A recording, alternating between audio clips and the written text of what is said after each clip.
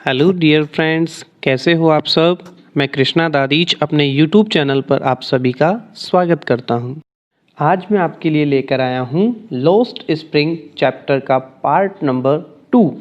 अगर आपने मेरे चैनल को अब तक सब्सक्राइब नहीं किया है तो फटाफट से उसे सब्सक्राइब करें और मेरे वीडियो को लाइक करना ना भूलें। तो चलिए शुरू करते हैं लॉस्ट स्प्रिंग पार्ट 2।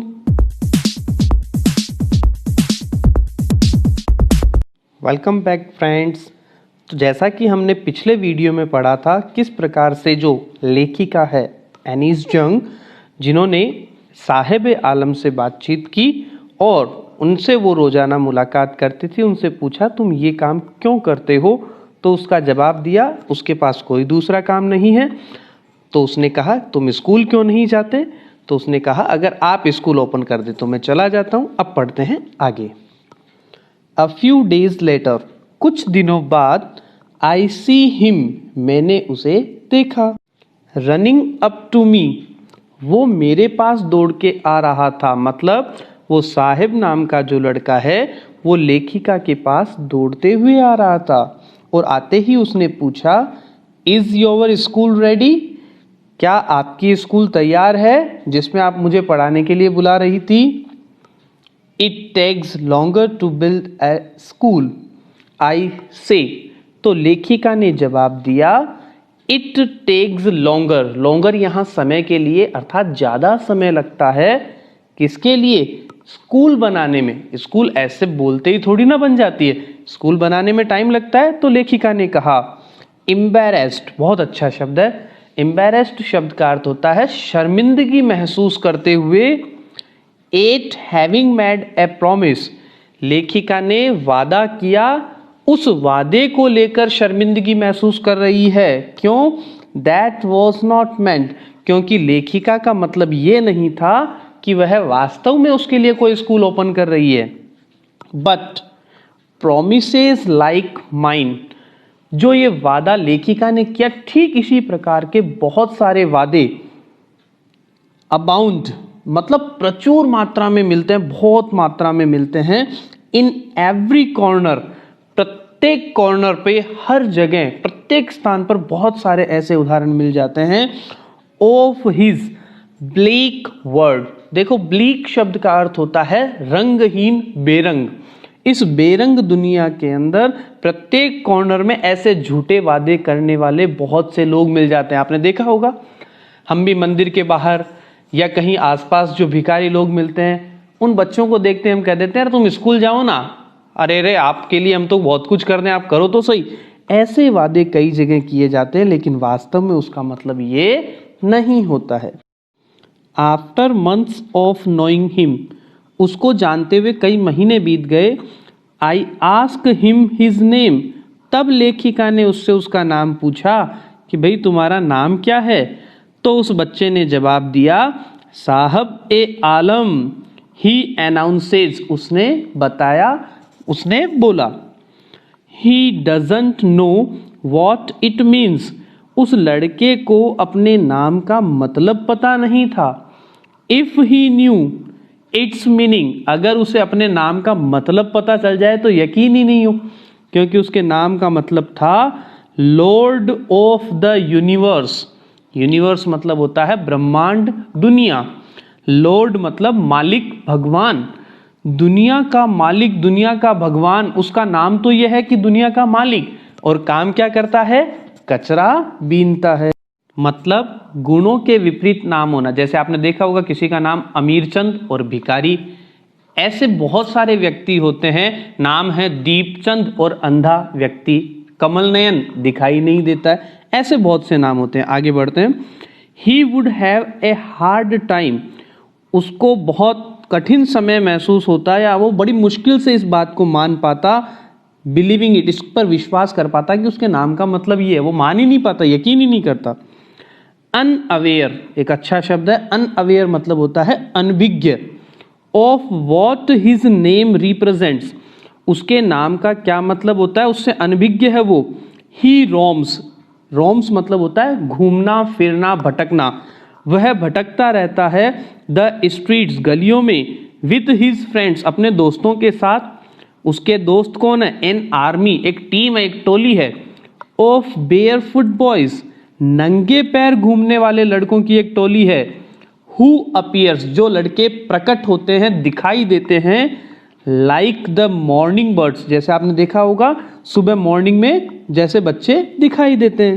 भाई अपन देखते हैं मॉर्निंग में पक्षी कितने सारे आसमान में निकलते हैं और दोपहर में गायब हो जाते हैं, ठीक वैसे ही बच्चे मॉर्निंग में दिखाई देते हैं एंड डिसअपीयर, गायब हो जाते हैं एट नून, दोपहर में। अवर द मंथ्स, कई महीने हो गए। I have come to recognise, recognise मतलब पहचानना, लेखिका अब पहचानने लग गई है। ईच ऑफ देम, उनमें से प्रत्येक को, मतलब अब लेखिका उसकी पूरी टोली को, उसकी पूरी टीम को जानने लग गई है। Why aren't you wearing chappals? I asked. तो लेखिका ने उन बच्चों से पूछा कि आप लोग चप्पल क्यों नहीं पहनते हो? तो एक बच्चे ने कहा, My mother didn't bring them down from the shelf.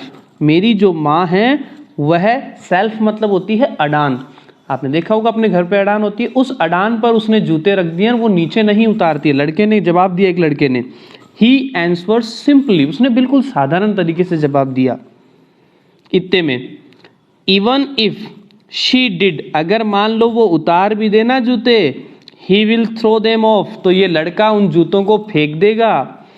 Ads another who is wearing shoes, ये बात एक दूसरे लड़के ने बीच में बोली जो जूते पहने हुए था। दैट डू नॉट मैच, लेकिन उसके जूते मैच नहीं खाते थे, मेल नहीं खाते थे, बिल्कुल अलग तरीके से। जैसे कह सकते हो एक पार्टी वियर शूज था और एक स्पोर्ट शूज हो, इस तरह के शूज पहने हुए। When I comment on it, और जब लेखिका ने इस पे उसको कुछ कहा कि तेरे जूते देख यार ऐसे कैसे हैं, ही सफल्स, वो घसीटते हुए, हिज फीट, अपने पैरों को घसीटते हुए आगे बढ़ा, एंड सेज नथिंग, उसने कुछ नहीं बोला। आई वॉन्ट शूज, मुझे जूते चाहिए। शेज ए थर्ड बॉय, एक तीसरे लड़के ने कहा मुझे जूते चाहिए। Who has never owned a pair all his life, इस बच्चे ने कभी भी अपने जीवन में एक जूतों की जोड़ी हासिल नहीं की, उसका वो मालिक नहीं बना। ट्रैवलिंग अक्रॉस द कंट्री, देश में घूमते हुए। आई हैव सीन चिल्ड्रन, लेखिका ने बहुत सारे बच्चे देखे। वॉकिंग बेयरफुट, जो नंगे पैर ही घूमते हैं। इन सिटीज, शहरों में। ऑन विलेज रोड, गाँवों की सड़कों पर। It is not lake of money, बहुत अच्छा शब्द है, पैसे की कमी। तो उस एक बच्चे ने कहा कि ये पैसे की कमी के कारण नहीं है कि हम जूते नहीं पहनते हैं, बट ए ट्रेडिशन, ये तो हमारा रिवाज है, ये तो हमारी प्रथा है, टू स्टे बेयरफुट, नंगे रहने की। इज वन एक्सप्लेनेशन, एक व्यक्ति ने, एक बच्चे ने इसकी व्याख्या करते हुए कहा, ये बताते हुए कहा। आई वंडर, लेखिका सोचती है, if this is only an excuse, काश यह केवल एक बहाना होता, to explain away a perpetual state of poverty, perpetual मतलब होता है लगातार, state मतलब स्थिति, गरीबी की स्थिति का मतलब उससे दूर रहने के लिए, मतलब किसी को पता ना चले कि उनकी स्थिति गरीबी है, इस कारण से वो ऐसा कहता है। आई रिमेंबर, अब देखिए इसमें एक नई कहानी ऐड होती है। आई रिमेंबर ए स्टोरी, लेखिका कह रही है मुझे याद है एक कहानी। अ मैन फ्रॉम उदीपी, एक व्यक्ति जो है वो उदीपी से था। उदीपी एक स्थान का नाम है, कर्नाटक में जगह है ये। वंस टोल्ड मी, उसने बताई थी लेखिका को। एज अ यंग बॉय, जब वो एक लड़का था, युवा लड़का था। He would go to school past an old temple, वह पुराने मंदिर के पास से गुजरा करता था, जाया करता था। Where his father was a priest, जहाँ उसके पिताजी क्या थे, पंडित थे। प्रिस्ट मतलब पुजारी। ही वुड स्टॉप ब्रीफली, बहुत अच्छा शब्द, ब्रीफली मतलब कुछ समय के लिए। वो लड़का क्या करता, कुछ समय के लिए वहाँ मंदिर पे रुकता। At the temple and pray for a pair of shoes, और क्या करता, जूतों के लिए प्रार्थना करता। 30 years later, अब देखो उस जगह, उदीपी जगह पर लेखिका जा रही है 30 साल बाद। आई विजिटेड हिज टाउन, लेखिका उसके गांव गई घूमने के लिए। एंड द टेम्पल, वो उस मंदिर भी गई। Which was now drowned in an air of desolation, desolation मतलब होता है वीरान या उजाड़, और ड्रॉन मतलब एकदम निरस हो चुका है, एकदम खंडर टाइप में हो चुका है, एकदम उजड़ चुका है। इन द बैकयार्ड मतलब वो मंदिर की कंडीशन बता दी, और उसके पीछे के आंगन में where lived the new priest, अब नए पुजारी रहते हैं। There were red and white plastic chairs, वहाँ पर लाल और सफ़ेद कलर की प्लास्टिक की कुर्सियाँ थी। अ यंग बॉय, एक युवा लड़का, dressed in a grey uniform, जो भूरे कलर की यूनिफॉर्म पहने हुए था, वियरिंग सॉक्स एंड शूज, जूते और जुराफ दोनों पहने हुए था। अराइव्ड, वो वहाँ पहुँचा। पैंटिंग, अच्छा शब्द है, पैंटिंग मतलब होता है हाँफना, वह हाँफते हुए वहाँ पहुँचा। And through his school bag on A folding bed, और जो समेटने वाला बेड होता है उसके ऊपर अपना स्कूल बैग फेंक दिया। आप भी स्कूल से जैसे ही घर पहुंचते हैं, थके आ रहे होते हैं, अपना बैग जैसे फेंकते हैं, वैसे उस बच्चे ने किया। लुकिंग एट द बॉय, उस लड़के को देखते ही, I remembered the prayer another boy, लेखिका को उस दूसरे लड़के की प्रार्थना याद आ गई। Had made to the goddess, जिसने देवी से प्रार्थना की। When he had finally got a pair of shoes, जब उसे अपने पास एक जूते आ गए थे तब।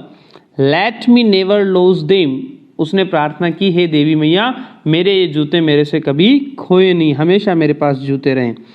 The goddess had granted his prayer, देवी ने उसकी प्रार्थना स्वीकार कर ली, उसे आशीर्वाद दे दिया। Young boys like the son of the priest, अब पुजारी के बेटे के जैसे जो लड़के हैं, ये कमेंट किया जाता है उच्च जाति के लोगों पर कि उनके पास तो आज सबके पास जूते हैं पहनने को, नाउ वोर शूज, जूते पहनते हैं। बट मेनी अदर्स, लेकिन बहुत सारे ऐसे दूसरे बच्चे हैं, लाइक रेक पिकर्स, जो कचरा चुगते हैं, इन माई नेबरहुड, जो मेरे पड़ोस में है, रिमेन शूलेस, आज भी वो बिना जूतों के रहते हैं। तो ये थी लेखिका की कहानी। तो दोस्तों कैसी लगी हमारी आज की ये कहानी, अब तक की कहानी? जरूर ज़्यादा से ज़्यादा इसे शेयर करें, लाइक करें। Thank you very much. आपको आगे की कहानी जाननी है तो हमारे साथ जुड़े रहें, आगे क्या होता है आप देखिए हमारे साथ। Thank you.